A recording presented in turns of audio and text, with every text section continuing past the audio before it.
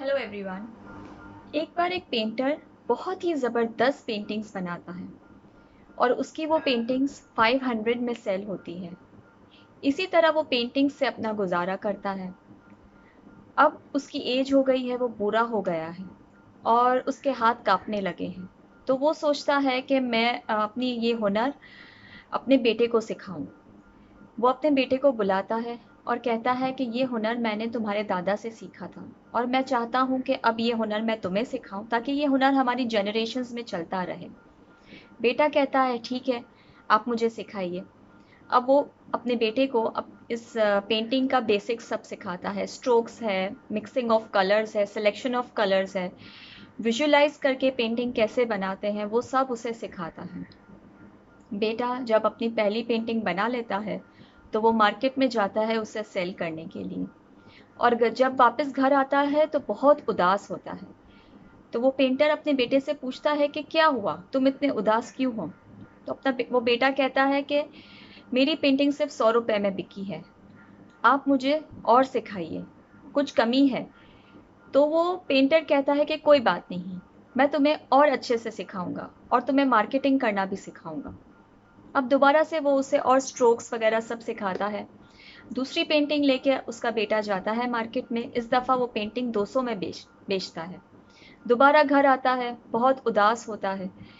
अपने फादर से कहता है कि मेरी पेंटिंग सिर्फ 200 रुपए में बिकी है, मैं चाहता हूँ कि आप मुझे और सिखाओ, अभी भी मुझ में कुछ कमी है। वो पेंटर अपने बेटे को और ज़्यादा बारीकी से पेंटिंग सिखाता है और अच्छे से सिखाता है। और इस दफ़ा वो पेंटिंग लेके जब मार्केट जाता है तो उसकी पेंटिंग 300 में सेल होती है। फिर वो घर आता है और कहता है कि अभी भी कुछ कमी है, अभी भी कुछ बाकी है जो मुझे नहीं आता है। वो पेंटर कहता है कोई बात नहीं, मैं तुम्हें और अच्छे से सिखाऊंगा।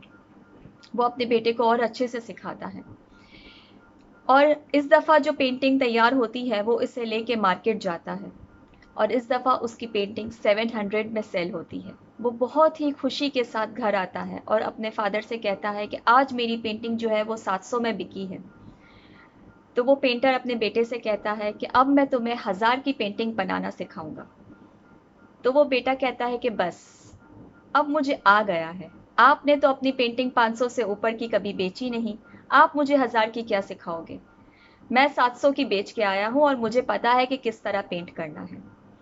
वो पेंटर मुस्कुराता है और कहता है कि यही बात मैंने तुम्हारे दादा से कही थी जब उन्होंने मुझे पेंटिंग सिखाई और मेरी पेंटिंग 500 में बिकी।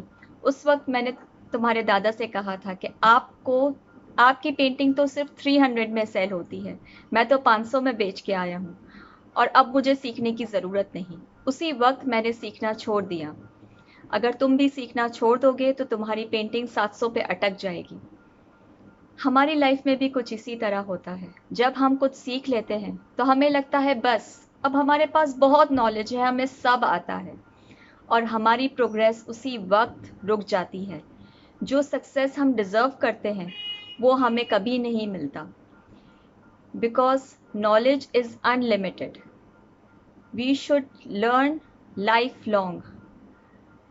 हमें कभी भी सीखना नहीं छोड़ना चाहिए। हमारी ज़िंदगी में हर इंसान हमें कुछ ना कुछ सिखाता है, तो सीखते जाइए, बढ़ते जाइए।